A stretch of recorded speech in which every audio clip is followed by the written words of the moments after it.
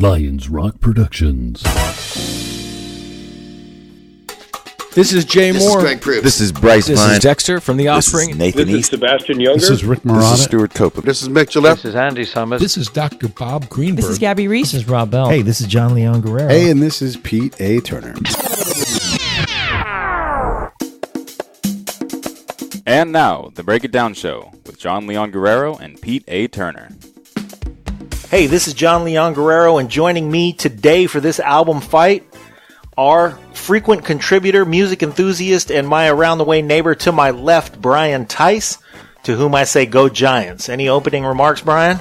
No, man, I'm just anxious to get this started. Okay, and joining us over the interwebs from the Empire State of the South, America's Peachtree, he's the author of Rewriting Financial Rules, our guest in episode 267 of the Break It Down Show, and our guru of financial health. It's probably a little early to call him a real estate and media magnate, but he's headed in that direction. To my virtual right, Darius Norman. Comments before we get started, Darius? I appreciate you guys for having me on.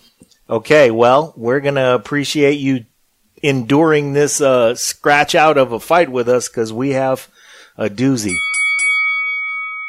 Today's album fight is a 13-round clash between two critically acclaimed albums, with the winner moving on to face Abbey Road.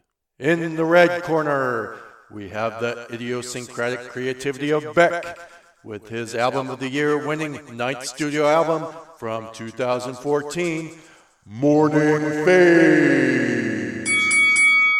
And his opponent in the blue corner, we have 12-time Grammy and Pulitzer Prize winning rapper Kendrick Lamar and his fourth studio album from 2017, Damn. Let's get ready to ramble. Take it away, judges. For our pre-fight analysis, a man who knows the two ingredients that will always get you laid, data analytics and pork ribs. Richard Lackie, put it on us, Richard. Beck's Odelay came at a very important time in my life and meant a whole lot to me. I remember buying the CD and listening to it over and over. I remember a drunken night jamming out and singing every word to every song with a girl I was seeing at the time. I even remixed a song from Midnight Vultures for an online contest. I remember each of the albums after that, and still to this day, Beck's Mutations is on my short list for a Desert Island record. He's coming to a festival in October, and I'll be there, and I'm sure more memories will be made. I don't know shit about Kendrick Lamar. We've covered this before, and I even did create an educational playlist to learn more, but I don't know dick about modern hip-hop. I mean, I'm not totally ignorant about Mr. Lamar. I'm aware of the name, but truth be told, I'm not sure I've ever heard one of his songs knowing it was one of his songs. Completely, totally oblivious. Good thing we have the patent pending numbers process to help us out. I leaned heavy on the numbers and used 13 parameters for this contest, and boy, do they favor Kendrick Lamar here. In popularity, Lamar wins 2 of the 3 categories. In the critical category, it's a little bit closer, but still Lamar walks away with 4 of the 6 categories. Rankings, Lamar took 1 of the 3, and the other 2 being ties, as either album is not considered to be in the top 500 list yet, as they are newer albums, so they're not going to be on there for a while, I would think. So that gives us an 8-3-2 fight in favor of Kendrick Lamar's Damn. But I will slow the steamroller down just a bit because 2 of the categories Beck took were Grammys. It won 3, including Album of the Year, something you cannot overlook in these kind of fights. Damn did win 1 and was nominated for Album of the Year but lost. So this prestige may give Beck a few close rounds. Expected rounds for Beck are 3, 5, and 13, and for Kendrick Lamar, look for rounds 2, 8, and 10 to be his strongest. This looks to be an 8-round-to-5 win for Lamar. I'm going to add in a little human element here and call it a 7-rounds-to-6 win with a possible split vote, but all signs point to Lamar getting a win here. Back to you guys. Thanks, Richard. Well, like the man said, this week's fight is a 13-round battle across genres featuring, in the blue corner, veteran producer and amazingly gifted multi-instrumentalist Beck, with his 2014 Grammy-winning Album of the Year, Morning Phase, facing off against the fourth studio album by Kendrick Lamar, Damn, which was nominated for Album of the Year. It was the winner of the Grammy for Best Rap Album. It also won the 2018 Pulitzer Prize for Music, making it the first non-jazz or classical work to ever earn that prize. This is going to be an earth-shattering, mind-blowing rump shaker of a match. Now, before we get started, I want to acknowledge Mike Lipari for building our scorecards every week, Phil Green, who does our ring announcement, and Wes Maybe, the Wesinator, just because I just listened to the opening phrase on Steely Dan's Reelin' in the Years this afternoon, which was played on a Les Paul through a SVT bass head, of all things, and I never would have known it if it weren't for Wes. So he's a sometimes official and always unofficial judge on the album fights, and I love what we get to learn from him about engineering, so thanks, Wes. Anyway, as always, these albums are in the ring today because we love and respect them and the place they occupy in our memories and our emotions. Yes, we're going to pick winners and losers in these rounds, but please know that we have all the love and respect in the world for the artists and the works that we feature. And if we piss you off because we've chosen something you love as the loser of a round or an album fight, well, then come do one with us, just like Darius had the balls to do. And see how much you end up loving the artists who have graced us with these records when you're done. So here we go with round one. Darius, as the guest judge, you get the mic first. How'd you score it? Well, round one, I scored Beck at I rated it as the number one song, Cycle. But I have a confession. I wish I would have scored it as a 10 as I re-listened to Cycle. I thought it was very melodic, smooth, and it just resonated with me. Kendrick Lamar, Blood, I like that. I love the song. It's energetic, high energy, lyrical. So those, I rated Kendrick Lamar, Blood at 10. Okay. Brian, how'd you score it? I thought this was unfortunate the way this fight began with these two. Cycle, it's an instrumental, and listening to it with closed eyes, the strings bring a sense of sunrise and daybreak, but it's only 39 seconds long. Blood, it's a spoken word narrative. It's got a real crunchy feel. It's poetically and visually stunning. But musically, I think it lacks substance. The symbolism of the blind woman is justice, and the introduction of the Fox News bit we're going to get throughout the piece is important, though. And I wound up scoring this one 10-9 for Kendrick. Okay. The opening of both of these albums draws you in. The thing is, I found Blood more captivating with a setup that clearly displays Kendrick Lamar and the life and death consequences that he not only has endured all his life, but at this point in his life and career as an artist, he embraces it. He takes us by surprise. And that was the biggest thing for me that was the differentiator, because I liked Cycle too, but Blood is just a lot more at stake, and he grabs us by the, and he shakes us. So it's on, and I scored it 10-9 Blood. Round two was Morning versus, and we coupled DNA and Ya. Brian, what'd you do in round two? For this round, Morning, the strumming guitar with the sound of waves or a breeze washing over you, continues the theme from the opener. It's a soft, gentle song about starting your day fresh and leaving all the conflicts from yesterday behind, lifting you up to face the day fresh and bright. Even the drums are soft. John will tell us if they play with brushes or not, but it's definitely soft and muted, and the occasional ringing bell adds to the bright and a morning effect. For DNA, oh gosh, when this song, when I first started listening to this album, this was the song that stood out to me, and it still continues to be my favorite on the album. First and foremost, it's just a banger. It's a bouncer. It's got that beat and the staccato rhythm that it just brings out the swag in me. I love listening to this song when I'm playing basketball, and even in my weak-ass game, I feel like I got a good flow going when I'm listening to this song. And, it's Kendrick. He's continuing to tell the story, to punch back at Fox News. Ya, he takes a step back and he slows it down with this song.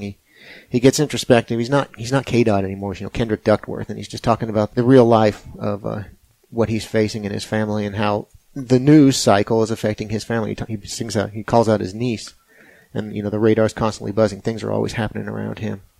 I feel like the beat on this track is kind of uneven. It just sounds like not really moving forward. You're just kind of being stuck at a stoplight. This was a tough round for me to score because we had to combine the two songs. In the end, I wound up thinking that Morning was more better than Ya than DNA was of Morning, so I wound up scoring it 10-9 for Beck. All right. Well, this is a true veteran move on Beck's part to me to really kick off the album with a ballad. His previous work was often paced like a live concert, so he'd open with a barnstormer and then pull back once he had your attention. But now he's at the height of his powers. It was like when Prince did Beautiful Ones in Purple Rain. It was a one-song set. Remember, he came off the stage and the stage manager was like, "What's this one-song shit?" But he did a one-song set and he killed. This isn't quite a one-song set, but he delivers it with the same level of confidence. And I like the power message of DNA, but its delivery and its construction was the same all the way through. And for that, it didn't win me over. I love Kendrick's clever rhyme scheme, but y'all was too loose for my liking, so I scored it 10-9 Morning. What'd you do, Darius? Well, Morning, I scored it as a 10. The production-wise, it was pretty draggy, but real melodic, smooth. I like the lyrical content of Morning. Kendrick Lamar DNA, I scored it as a 10. I thought it was very aggressive. I can concur with Brian. I like the production scheme in regards to DNA. And that's my workout song. So. Okay. I may be biased, but I love that. DNA is my favorite song on the album. Wow. It's hard to compete with something that becomes your workout song because you have a different level of attachment to it at that point. It's taken hold of you and it's a regular part of your life and it does something to you emotionally that way. So, hey, that is what it is. Round 3 is Hard as a Drum versus Element. I'll go first on round 3. I like the harmonious vocal line. It's a beautiful throwback. I almost gave Element the win just for the line about Kendrick's dad's commissary making a comma. I'm not sure, if everybody caught that, but that's a big deal. That means something to somebody whose pops is doing some time, and that's a strong statement, and it's something that I think is going to grab people who have that experience and speak to people. And for people who don't have that experience, it gives a glimpse into a world where my dad never got a speeding ticket. I think, you take certain things for granted. And when you hear somebody being joyful because their dad's commissary got a comma, it's like, man, this is a different level. That's really a deep line. But Beck did a Letterman-style pop tune and got Stanley Clarke to play on it. That's true pimp shit to me. So Hard as a Drum, 10-9. What did you do with it, Darius? Well, Beck, Hard as a Drum, I rated it as a 9. Again, I thought it pretty smooth, laid back. Some things resonated with me lyrically. Element, I rated it as a 9 also. I like the point that I like to concur with you. Well, that was your original score, but we had to bump it up to a 10 because this is a 10-point must. So I asked you, when I asked you, Darius, who won the round? You said Kendrick won the round. So Kendrick gets a 10 on that one. He'll get a 10. And I like the fact that he said that introspectively, he painted a picture for everybody to see how he was raised in his environment from a third-person standpoint. So, definitely. Okay. Brian?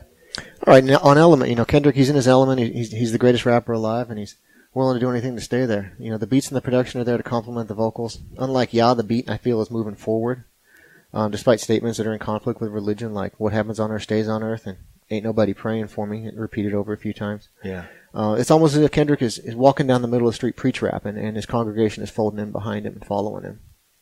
This picture I got. That's quite a visual, and I got that too. I mean, there's some things that the composition does that paint a picture for you like that. That's pretty cool. And Hard as a Drum, it's just another beautiful song with a guitar and some piano, sweeping sounds. I'm not a drummer, I'm barely a musician, so doing this justice will be difficult, but Beck is linking life with music. These lines end the first and second verse, you follow the drum, keep in time with everyone, and your heart is a drum, keep in time with everyone. Good or bad, and this song focuses on the bad, your heart is the drum beat that moves you forward. This was a real tough round to judge, but I listened to this a lot. I wound up giving it to Kendrick 10-9 just for laying it down and making people listen. Wow. Okay. Yeah, that was a tough round. Round 4 is Say Goodbye versus Feel. Start us off, Darius. Say Goodbye was great. I really resonated with me in regard. It just the title alone was incredible, right? It resonated with me, but I did rate it at a 9. And like I said, I can confess, I wish I could have rescored that to a 10. Oh, boy. But it resonated with me because, clearly Say Goodbye is, it's a great song. I like the arrangement. Feel, I love Feel. I rated that as a 10. Yeah. It's an easy song to love. It was a really hard round. So on the one hand, Kendrick Lamar is not just talking about how he feels, but he's even identifying it. He's telling us, this isn't just me spouting out. I'm going to share with you how I feel, which is a vulnerability that is not common on albums from Compton. So it's a strong statement for Brian to make that Kendrick Lamar is the greatest rapper walking the face of the earth now. But man, he's definitely in contention, and somebody may have another preference, but he's got to be a part of the conversation. So what does that is his ability to put that vulnerability out there. And he's done that from the beginning. So it's really special. Granted, there's still a lot of range. He's acknowledging that it's his feelings, the kind of thing that wins an album really strong critical praise, just like it did for him here. But Beck has a ballad featuring Fats Kaplan on banjo, a ballad with a banjo in it. That's pretty bold.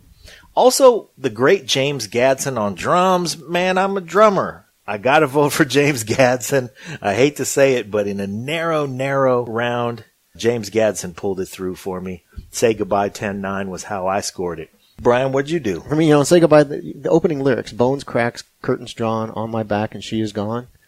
He's waking up alone. Whoever's supposed to be there with him isn't. But it doesn't sound like he sounds surprised. It's almost like this was the unspoken expectation. I love the banjo coupling with the guitar and the soft heartbeat drums and the vocals. It really sets the scene perfectly. And Feel, it's Kendrick again saying ain't nobody praying for me. And at the conclusion of Dissect Season 1, Cole Kushner spoke briefly about Damn, and which had just come out, and specifically he said that we need to pray for Kendrick Lamar because this is a much darker album than To Pimp a Butterfly was. This is one of those songs that Kendrick's feeling isolated. He's on top of the rap world, and everyone is trying to take. As for the sounds, it's Kendrick's frenetic flow over Thundercat's bass line. It's genius. Yeah. 10-9 for Kendrick. Okay. Sometimes when we do these rounds, man, I get this feeling that you have, Darius, where you go, man, I wish I could have gone. Sometimes I score it, and I'm happy with how I score it. And then I hear the comments, and I go, wow, I really didn't think about that. I should have thought about that. Same thing here. I hear the way you describe it. I'm like, I don't know if I'm able to justify my score. Yeah. So, we're pitching cases here, but every time I do, I go, wonder if I got that one right. Okay. Yeah. Well, round 5 is Blue Moon versus Loyalty. Brian, keep it going. We're going to go back to your card. How'd you do? All right. Kendrick, he was joined by Rihanna on this song, and it's got a real get-down flow. It's got that funky groove, like making out and grinding. They're singing to each other. It's a secret society. All we ask is trust. All we got is us. Loyalty, loyalty, loyalty. So after Kendrick and Riri, they trade some verses. Kendrick comes back around, and then the beat drops out. After he says, you acting shifty with me, no, you don't ride with me no more. I need loyalty, loyalty, loyalty. And then it's just him. He's questioning the level of loyalty he gets. But when Rihanna responds, that beat's back and that get down's back, and they just feel comfortable with each other again. I liked that statement. I really liked that the beat came back with her. Yeah. Because it was like, no, it's okay. And she returned it to normalcy. Yeah. It's like she built that level of trust back in him, and he was like, okay, we're back to where we were. Blue Moon, and it's just a pretty song and so lush. The combination of strings with Beck vocals just drift you away. Songbird calling across the water inside my silent asylum. Cut me down to size so I can fit inside lies that will divide us both in time. He's longing for companionship, but he knows himself well enough to know that it's sure to end poorly. The pairing of these two songs in this round is so fortunate. They're about relationships, but in different perspectives. Kendrick and Rihanna are demanding loyalty and trust from one another, and Beck is being loyal to his true self, knowing that his heart, how it's going to go. I'm going to wind up giving this one a really close round to Kendrick, 10-9. Oh, man. Okay. Beck plays the guitar, the ukulele, and the charango on this song. if it has strings, Beck will fuck with it. And he does it all very well. But Loyalty is such a powerhouse, such a deep exploration. Rihanna, I think, does a perfect feature on it. She's definitely there. She is emotionally in tune with the co-starring role in this song. It's pure leading lady to Kendrick's strong, self-questioning leading man. The whole thing is like a movie packed into a song. And it's destructive, but it's strong. And the interplay is fantastic. I scored it 10-9 Loyalty. What did you do, Darius? So I scored Loyalty at 10 and Blue Moon is 9. Loyalty, I felt like it's an international song, sonically. Also, Loyalty, I think all of us as humans, I think what Kendrick was trying to relate, all of us seek for loyalty. Loyalty is an important characteristic. And I think it was just great melodically how they were able to mash that world together to talk about, how we crave for loyalty and look for affirmation from one another. The Blue Moon song, I didn't see that perspective in regards to Blue Moon with Beck, in regards to him looking within himself to be valuable. Like Brian pointed out, I thought that was interesting. I more so listened to the instrumentals and how it was put together, and I thought that was great. So I rated that as a 9. That's the thing, is the music is so well constructed that you get lost in it. Unless you make a concerted effort to really go find that message, it's easy to miss because the song is very strong on its own. And it's weird that a strength of a song can be almost a distraction. But in this case, the point that you bring up about him being introspective because he knows his heart's about to get broken is, it's really deep. Yeah. Okay, round 6 was Unforgiven versus Pride. Before I get to round 6, though, were you guys at all influenced by the video for Loyalty? Did you watch the video for Loyalty? Excerpts of it. Yeah, because it is a little movie, and it's heavy. And his questioning of her loyalty that you pointed out at that point in the video. Did you see the video? I have not seen the video. Okay. Well, shit. You're going to have to watch the on video. YouTube it tonight. Because at that point where he's like questioning her loyalty, they're standing like at the top of a skyscraper. And he says, and the music stops in the video. And he says, "Do you trust me?" And he takes her by her arm and hangs her off of the building. And so that return to normalcy is when you see her hang off the building and surrender herself to the fact that he's in control of her destiny. And it is so heavy the way that they do that. And the interplay throughout the video. It's a really well done video. Whoever directed that video was practically as dope as Kendrick Lamar. So yeah, all our listeners, go watch that video because that video is really something special. I haven't seen a video that's affected me like that in a long time. So they spent some money on that video too. Yeah, not bad. Okay, round 6 is Unforgiven versus Pride. My listen of Unforgiven happened in my brightly lit office. I got a lot of sunshine shining in my office during the day, and it still had an amazing ability to paint the picture. Maybe in its contrast, because it's not a sunny song. Sonically, the song is so well engineered, though. And again, the master, James Gadson, on the drums. And at the end, when he goes sparse, it's like a melancholy heartbeat. And he pulls it off with the mastery of somebody who's been doing it as long as he has. And it's Beck using the tools to their greatest effect. So there's so much melody in Pride, though, even in Kendrick Lamar's delivery of each verse and then between the verses themselves. It's an amazing song. I had a really difficult time picking a winner here. And still, I love James Gadson, but the winner I picked was Kendrick Lamar, 10-9. What did you do, Brian? Unforgiven, like you said, it's a real dark song. It's plotting and gloomy. The keyboard and piano, it sets that mood. Lyrically, something has happened, and they're trying to get away, but that will never really happen. The judgment will always occur. The first verse starts, drive to the night, far as it goes, and the second verse ends till there's nothing left except the damage done. And then he ends the song repeating the 3 times, somewhere unforgiven, I will wait for you. And then he mixes in time will wait for you, and then he finishes again, I will wait for you. You know, he's been wronged, and the perpetrator can try to run away, but he'll always get caught and pay his price in time. It's almost as if this song is a callback to Heart as a Drum. As long as the heart keeps beating and keeping time, then I, or time, will be there waiting. As far as Pride, you know, it's another introspective song. Kendrick is trying to balance his thoughts and actions with the people's reactions and expectations. Kendrick knows he's far from perfect, just like everyone else is. He says, see, in a perfect world, I would be perfect world.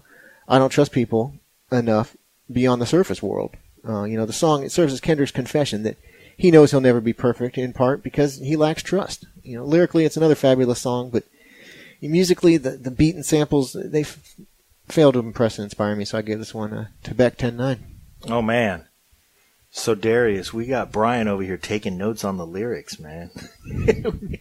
I see. And he's coming through. So, what did you do with Unforgiven versus Pride?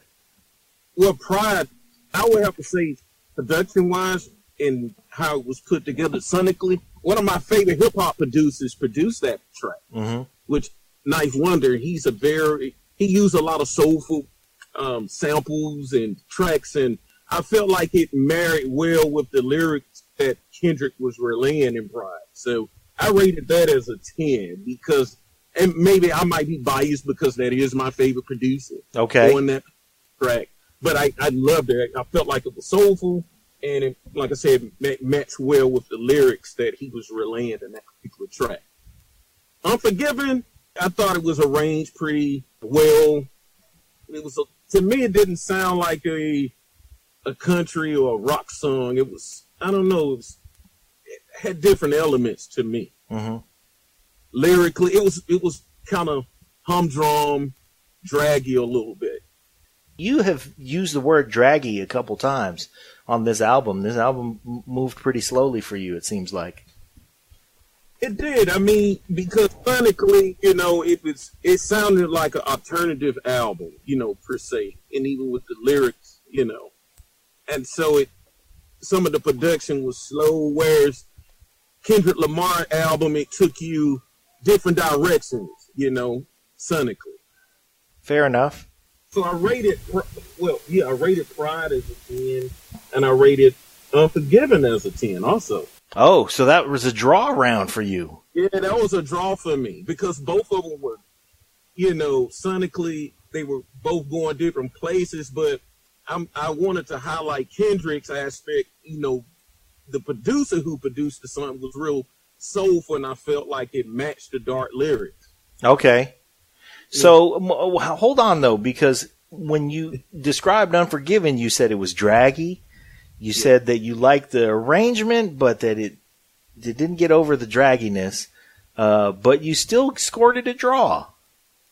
I did, because to me, both lyrically, I thought both of them, Beck as well as Kendrick, were trying to go to a place to deal with the human heart with pride and unforgiveness, you know.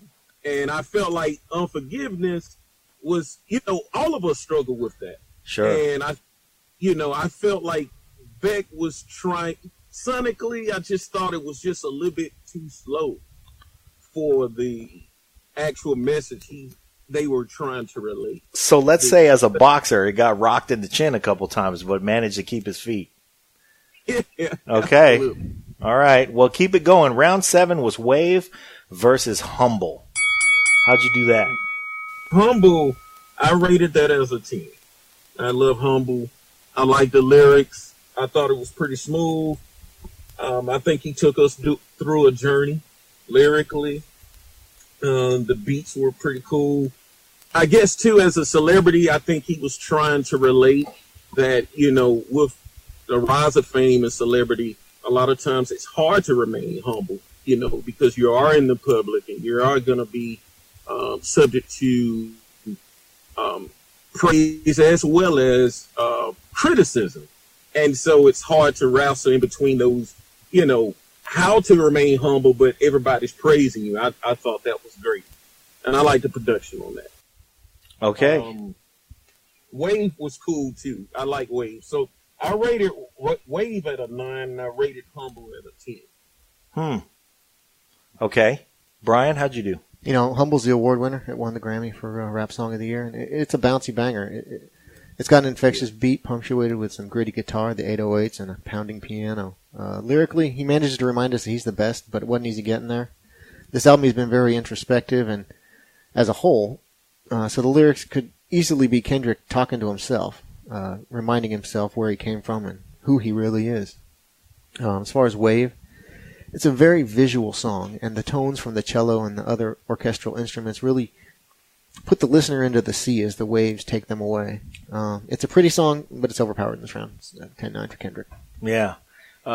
It's interesting to me that Kendrick Lamar put up Pride and then followed it with Humble. And Humble is such a strong and definitive track, and it's sincere and beautiful. The haunting and meandering Wave, to me, never stood a chance. So, I mean, it is lush and sonically beautiful, but it's not close to me. But I did feel like if I had spent a good chunk of time with Morning Phase in the overcast part of the year, I would get a lot more out of Wave than I got with the sun shining in my office all week. So one of the things I thought about making a 10-8 round, I scored it 10-9 Humble. I still gave Wave a 9, but I think I did that based on the fact that I'm going to spend some time with this album this fall and really see what does, what Wave does for my emotions when the skies are gray. I think it's going to hit me a lot better and sink in a lot better. Brian, start us off on round 8. Don't Let It Go versus Lust. Okay, so for Don't Let It Go, I love the guitar intros and Beck's strong vocals. He's turned himself up on this song, and he sounds forceful. These are some faults we found, hollowed out from the years. Don't let them wear you out. Don't let them turn your mind inside out. These lines are beautiful and poetic, and the way the strings build and add piano and cello really adds to the urging tone of Beck's voice. But I struggle with what he's trying to say. He seems to be saying that he needs to let go of the past, but also urging don't let it go while saying, don't you see how far it's gone away? The only thing I can think of is he's talking about two different things. They need to move away from past faults and failures and not let go of what they have together. As far as Lust, the haunting guitar production at the beginning sets the scene for routines and desires and the inability to break free from them. The beat that comes in adds a level of unease. The song is uneven and has a great flow, but the sounds clash just the way that makes me think that something isn't right. Time passing, things change, reverting back to our daily programs, stuck in our ways, Lust. No matter how angry or how well-intended your ideas for change are, you wind up giving into the routine and lust. In the end, I wound up giving this one 10-9 for Beck. I just thought he just did a little bit more on this one. Okay. This is Beck flexing his muscles. He's pared way down. He is a live performer and always has been. He's been doing it for decades now. So, again, it's an overcast weather album, though. Those end up being my favorite records because they're so contemplative. Just for some example, Pet Sounds, Parade by Prince, Tapestry, Eroica. It's heady territory, and Lust was interesting in its poetry, but I have a hard time sonically with the use of the backwards 808 sound. That to me is, it was campy for a little while, and then it was a throwback for a little while. We all remember Hold It Now, Hit It, but I don't even feel the nostalgia for it anymore, so it just didn't move me. I scored it 10-9, Don't Let It Go. Darius, what'd you do? So Don't Let It Go, I scored it as a 10. I thought it was very progressive, upbeat, pretty smooth, straight to the point. For Lust, I scored it. That was a tie for me also. That round was a tie for me. I'm blown away by the narrow margins of these two albums. Yeah, it's very close. But I shouldn't be, because they are two really great pieces of work that are both unique. Because they're not only really strong, they're really independent of, it seems like, what anybody thinks. And both of these artists, Beck by now, he doesn't give a shit about anybody. He's like, I'm going to make my record. I'm going to make them however I want. And Kendrick Lamar doesn't have the number of albums behind him, but the depth of every single one of his albums and the progress that he's made in terms of his confidence as an artist. I mean, he started off a really confident artist, but I think what has happened, well, we'll talk about it a little more, but I'm really enjoying the fact that we're having to ring out a winner every one of these rounds. We're like, ooh, round 9. Wait, did you finish with round 8, Darius? And I just wanted to add also, I want to concur with you in regards to your point in regards to Kendrick Lamar's progression. Each album you see him taking a different pace sonically and even lyrically, I guess, because, as an individual, you grow, you expose to new information, and so your subject matters change and your taste. So I have seen the progression. Each album from Pimp to the Butterfly to this particular album, damn, the content is totally different. Yep. Totally different. Okay, round 9 is Blackbird Chain versus Love. The mark of greatness of these two albums is how strong we still are fighting about this thing, and it's round 9. Usually in a 12 or 13 round album fight, round 9 is when the fighter starts to get tired. We start to see the knees getting weak. We start to see, okay, track 9, honestly, track 9 is just okay on an album where just okay is not that great. But here we are in round 9, and this is still a fight. And this is, I feel like it's Ali Frazier. They're still going at it, and they're still giving us a show, and it's still 110%. Enormous strength on both sides. Love following Lust. After Humble followed Pride.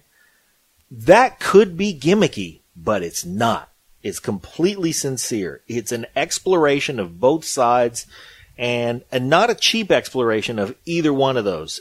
And I think it's a stroke of genius. Blackbird Chain is Beck still flexing, exploring odd time to keep us on edge while we're being comforted by the melody. That's other level musicianship and amazing artistry, and that made me go with Beck 10-9. What did you do, Brian? For Love, Zakari joins in with Kendrick, and he lends those soulful, swaying feels to Kendrick's flow. It's a love song, a commitment between two people and Kendrick's love for his lady. The beat starts kind of soft and crunchy, and then you get that heartbeat feels. Keep it 100. I'd rather you trust me than to love me. Keep it a whole 100. Don't got you, I got nothing. Nice. It's just tender and sweet. It's very easy to listen to. Blackbird Chain, I'm a huge Mother Hips fan, and this song, it's got that California soul feel to it. The jangly guitar and the almost spoken vocals at the intro growing more melodic as you get into the hook. It incorporates more strings and the orchestral elements, but Beck's verses still maintain that stripped down California soul song. We could come to understand what's wrong is right as rain. At rock bottom of a hollowed ground, we stake your claim. It's hollowed. It's not hallowed. I looked. It's almost like he's calling back to the last song. Don't let it go on those faults that are all hollowed out and exposed in the end. These guys both have that ability to call back to the previous song. Oh, throughout the whole. Both of them. It's crazy. Yeah. It's real close on this one. I wound up giving it. I said love beats loss, so I give it 10-9 to Kendrick. Oh man, Darius, what did you do? Love, I rated it as a 10, and Blackbird Chain as a 9. Blackbird Chain, I rated it as a 9 because I thought it was kind of exploitive. He was reaching. Well, because he's an accomplished artist, so he can go any direction he wants. So that's why I rated it as a 9. In Love, I like Sakari. I think she, sonically, it's just pretty smooth. And I like where she took the song. So that's why I rated it 10. Yeah, and she's fine. She's fine. Yeah. Brian evoked Mother Hips. Man, that's a pull right there. Man, that's one of my favorites. Okay. Keep us going, Darius. Round 10. Theis versus XXX. What did you do? Now, production-wise, I wasn't too crazy about it, but I still rated it as a 10 because the mere fact that Kendrick Lamar was able to merge two worlds, like a huge iconic group as U2, and he was able to merge the hip-hop world as well as the pop rock world and make a masterpiece like that. Yeah. So I rated it as a 10. Theis was cool, it's monotone, to the point. I rated it as a 9. Okay. I think you might have been generous on that one. Brian, how about you? Yeah, Theis, I said it's a horrible place to put an instrumental interlude. The strings are gorgeous sounding, and the room is filling with light, but it just needs to be followed with something. And, as far as XXX goes, he didn't have to do Beck this way. He brings in U2, and then he has the balls to cut off Bono 3 different times. Did you hear that, Pete? He cut off Bono 3 times. The first song he's vengeful. He's just spitting bars, and then he gets more soulful in the second verse, and he keeps cutting off Bono, and it's almost like there's two kinds of Kendrick tracks wrapped around Bono's hook, but they're both equally disillusioned. I almost made this a knockdown around 10-8, but because it's not Bono live, it's actually a sample. I made it 10-9 for Kendrick. See, you went and messed me up because I scored it 10-8. I thought of it as a knockdown round. I just thought, like you said, it's a terrible place. And look, man, when Beck made this record, this craziness that we're bringing to this matchup had absolutely nothing to do with what any of the people in the rooms during the recordings of these albums, never mind the people in the rooms while they were recording the album. After we're done doing this album fight, if either one of them ever hears this, they're going to go, what is this lunacy? So, yeah, it's a hell of a place for an instrumental interlude. It just ran up against a buzzsaw. And the way that Darius put it, the merging of two worlds, the iconic pop group of U2, used to great effect by Kendrick Lamar, it's not a contest to me. I enjoyed the way the first half of the song, Kendrick Lamar kind of called back to Eazy-E. Sounded like Eazy-E to me. And then once U2 showed up, the song kind of swings and just shifts gears in ways that really a true artist who doesn't give a shit about anybody.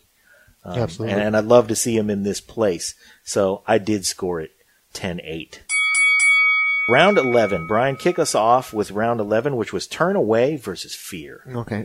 As far as Fear goes, I think this is the heart of the album. All the conflicts and anxieties that Kendrick has been facing are rolled into these 3 scenarios at age 7, 17, and 27. And they're bookended with this preachy voicemail from Cousin Carl Duckworth. It has callbacks to Yah and Cousin Carl and the line in Yah. I'm an Israelite, don't call me black no more. That word is only a color, it ain't facts no more. It also comes back to the what happens on earth stays on earth that they talk about in Element and a couple other songs. Mm-hmm. And verse 3 further expands on the self-doubt expressed in Feel. I love the beat to the song. It has just a mellow, kind of funky rolling feel. The one thing, though, the rightful album fight ending to this song should have been at the end of verse 3. He says, Fear, what happens on earth stays on earth, and I can't take these feelings with me, so hopefully they disperse, with 14 tracks carried out over wax. Wondering if I'm living through fear or living through rap. The next part, the interlude, damn, goddamn you, goddamn me, followed by Cousin Carl finishing up his thing. I think he would be better served for the album fight purposes of having that be another track, like Andre 3000 made Where Are My Panties another track on The Love Below. But, at home he's polishing his Pulitzer. I work for AT&T, so I think he's out ahead. For Turn Away, this is another great song. It's got sweeping strings. By the way, AT&T, not a sponsor. Definitely not a sponsor. Please carry on. Hashtag AT&T employee. I better put that in there.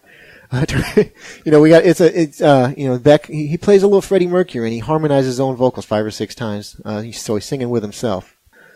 The layering of his voice it sounds a lot like the Mount Erie album that came out last year. I had to remind myself that Beck was first. It's another song about moving on, not letting the past control you. Turn away from the weight of your own words. It's magic for the devil. In the final scoring for this round, I have to factor in that Kendrick gave us what I think should have been 2 songs, and Beck wrapped 1 song into a nice sweeping 3-minute package. So I score this one 10-9 for Beck. Okay. I agree with you. I think that the conciseness is laudable, and I think that it's part of his veteran status as an artist, the fact that he's recorded so much. He is a prolific recorder of music, and a lot like Prince. Actually, the person who introduced me to Beck, I want to acknowledge, his name is Maurice Sterneman, and still a friend. We used to work together and became friends, struck up a great friendship over music, and he said, hey, as much as you love Prince, you should get to know Beck. And he's the guy who turned me on to Beck. A lot like Prince, Beck is pure practice. His mastery comes from repetition. He's the guy who just takes 20,000 swings before the season starts, so to speak, in that he records every day, he experiments, and he records scientifically, which means that the things that he experiments with, he uses to maximum effect, and he wrings out all that he can out of them, and then he reuses them when they will come back around. So he puts things in order. He's an organized taskmaster of a recording artist, and this is the result of a guy like that and that kind of discipline. The other side of that is Kendrick Lamar, who is pure angst, pure id, and just getting control of himself. And that's not taking away any of his artistry. It's just that he had a whole different thing to corral. And that's why he's frankly gotten it done in 4 albums and has come as far as he has as an artist. I did enjoy the Israelite reference in Fear, and I think it's one of the universal themes that I'm glad to see him championing.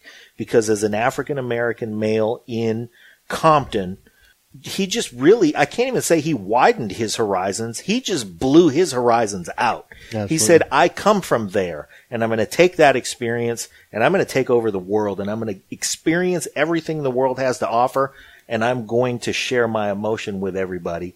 And that is probably the most important thing going on in hip-hop right now, in my estimation. So Brian thinks that he's the greatest lyricist walking around.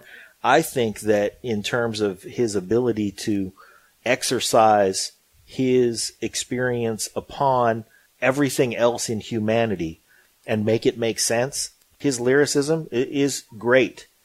But his ability to capture that and bring it out to us is something that's going to make him continue to be great, and I hope he's with us until he's 100. So, now how did I score round 11? Well, I gave it to Beck 10-9, but I can't say enough about Kendrick Lamar and how I feel about his importance to music and to art. What did you do after that long-winded tirade, Darius? Well, I rated Kendrick Lamar Fear at a 10 and Beck's Turn Away at a 9. Fear, I felt like, now this may be totally different. I feel like Fear it should have been maybe like in the middle of the album, in between Pride and Humble, because of the content and the lyrical, what he was trying to garner lyrically in this particular song. That's very interesting. Yeah, I feel like it should have not been down at number 10. I feel like it should have been in the middle of the album to coincide with Pride and Humble. That's my only gripe about it, but I still rated it as a 10. He sounded like a preacher too. Yeah, absolutely. Well, you know what though? I think it's a great point because, you went from Pride to Humble and Lust to Love, but you still have room in there for Pride and then Fear and then Humble. And you're right, the lyrical content would have shoot it right in there, and I can see why he maybe didn't. Who knows? I mean, why he did it, we'll just have to ask him. But I definitely see your point there. That's a very interesting point. Thank you. And Turn Away, I like Turn Away. I can be honest with you guys. I want to stick with this Beck album a little bit more so I can critique it. And I'm listening to you two guys, I've learned a lot more about him and his artistry and his creativity. And so I want to give him a better critique. And so when I was listening to Turn Away, I was kind of like all over the place, but I still rated it as a 9. Yeah. Okay. Fair enough. Round 12 is Country Down versus God.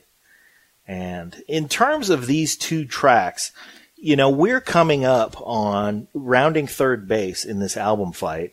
And these guys are just so strong, and their ability to take this package and begin to wrap it up in a way that provides not only a big finish, but also just gives us a sense of closure's not the right word. I want to use a better word than closure, but to me, Country Down it's again Beck and his ability to be an organized recording artist, and he's just so strong. I mean, he's just a guy who has a mastery of so many tools, and he's got an enormous toolbox.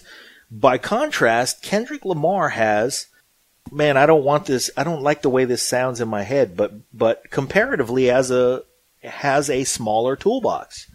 And that's not necessarily a bad thing, because Alfred Hitchcock said the worst enemy of cinema is lack of limitation.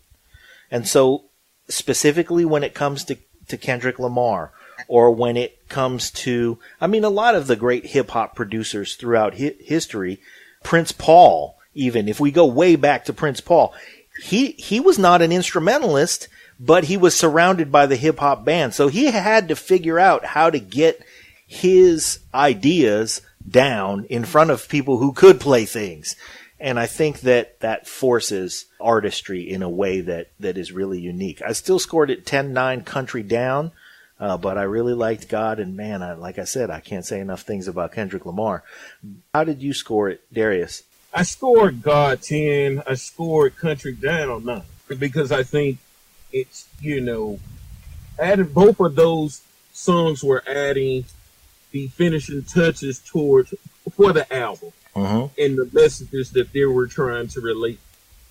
Country Down and God, I guess it's creating a central theme of, finding oneself, finding solitude. God can be you. It can be, finding self-worth. And I rated God as 10, and I rated Country Down. Brian? Let's see, Country Down. The song, it's got some serious twang going on. It's got the steel guitar and the harmonica. Yeah. It's a country song about being out in the country and getting away from it all. It's one of those songs I like to close my eyes to. The lyrics. So twang in a good way. Twang in a good way, okay. Yes. Yeah. I can handle twang. Yeah. I'm all over the place. Don't worry about me. The lyrics, what's the use of being found? You can lose yourself in sunken ground, in the weeds hiding down river right next door. There's no frame around your picture, just a view through my back door. You can hide yourself downriver, which happens to be just right next door, but next door is so far away that when you look out the back window, you don't see anything. It's just, the way he paints that picture is just fabulous. As far as God goes, this is Kendrick allowing himself to celebrate. He's worked hard to get here, and he knows he's made it to the top. He's going to brag about it. He says, ever since I was a young man, all I want to be was an own man, shooting up the charts, better run man. Y'all got to see that I won, man. It's got a nice bouncy beat, and it goes nicely with Kendrick's bravado. But in the end, I gave this round to the twang, 10-9 for Beck. All right.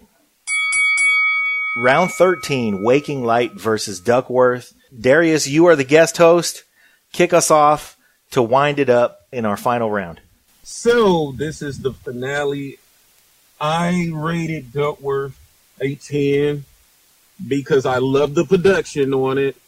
I think it was the cherry on top to sum up the whole album of Kendrick Lamar's Damn. Walking Light, I rated it as a 9. I thought it was pretty smooth and melodic and laid back. Melodic and laid back for a finish. How do you feel about that, Brian? I'm going to get to that. Let me start with Duckworth. Okay. Here, Kendrick, he takes a step back from the last song where he proclaimed himself a rap god. And he starts reflecting on this crazy series of events that allowed him to get where he is today. It's a spoken word rap over a strolling beat. And the story of Duckworth is just amazing to me, how Kendrick's dad used to work at the KFC that this guy Anthony used to rob. And he gave the dude extra chicken and biscuits to stay alive. And 20 years later, Kendrick steps into the studio, and Anthony's the CEO of Top Dog Entertainment, and Kendrick's signing his first rap contract with the guy. If his dad had gotten killed, none of this ever would have happened. The intro, with the familiar, just remember what happens on Earth stays on Earth, followed by, we're going to put it in reverse. The trend of the song, you can hear the album at the end of the song, you hear the album in rewind. I was taking a walk the other day is how it ends, and that's exactly how the album began. It's a great album. It's my favorite album that came out last year, and this song, I think it just takes a nice big bow and wraps up the present on top. As far as Waking Light, I I also think Beck ends this album great. I think he ends it with a bang, literally. You know, this song is dominated by just a loud piano and drums, and it's even got some glockenspiel in there for Pete. You know, and then you know, for one of the rare parts on this album, an electric guitar kicks in, and you know, you really feel that presence on the way out. There's plenty of songs in this album about waking up and daybreak, but this is the first one that really feels like it's taken us out of the darkness and into the light. You know, wake and light, it grew from the shadow. Brace yourself to the morning low. Night is gone, long way turning. You've wanted long enough to know. You've waited long enough to know. Sorry, and then you know, it ends. When the morning comes to meet you, open your eyes to the waking light. You know, moving forward is a good thing, and there's lightness ahead. In the end, I had no idea how to score this round. They both ended with something superb, and they both wrapped up the albums great. And since it didn't affect my scorecard, I took the weenie way out, and I wound up scoring it 10-10. I don't know if that's the weenie way out, but Pete'll tell me it was. Wanted a definitive win here. I really enjoyed that Waking Light came and gave us a ray of sunshine and some optimism to end on, because I think that speaks more to Beck and how Beck operates. So I liked it, but Duckworth is just such a strong story. It's such a redemption. It's so good that it's undeniable, and I think that propelled it forward. Looking at the scorecard, we have a unanimous, although very, very razor-thin decision for Kendrick Lamar. So, Darius, I'm going to say to you, take this Beck album into November. I think it's going to sound a little different in November, and I think you're going to get the most out of it then, at a time where I think we're all a little more reflective when the sky is gray. And so I think that you're going to enjoy that. That's actually true. You know, when Beck first came out, I work with a guy, and he freaking loves Beck, and he's all over Beck, and the new Beck album's coming. And when it came out, I listened to it, and I'm like, yeah, it's okay. What album was it? This one, when Morning Phase. Okay. This particular album. And then, you know, at the end of the year, my friends and I get together, and we list our favorite albums of the year, and one of my buddies listed Morning Phase, and I'm like, you know, I'll give that one another chance. And it was the week after Christmas, and I was making pancakes in the morning, and I threw it on. Crap, this album is good. Yeah. So, you know, I think a lot of it has to do with the environment in which you listen to it. You know, listening at my desk that one day probably didn't do it justice. So. Okay. Well, this is a brilliant album fight, guys. Darius, thank you for joining us. Thank you. Brian, thanks for coming over to my house. Absolutely. And Darius, when you make it out here to the West Coast, man, I got a spot for you. Soon. Come on out. Thank you, sir. All right, Kendrick Lamar, the winner this time. See you guys later.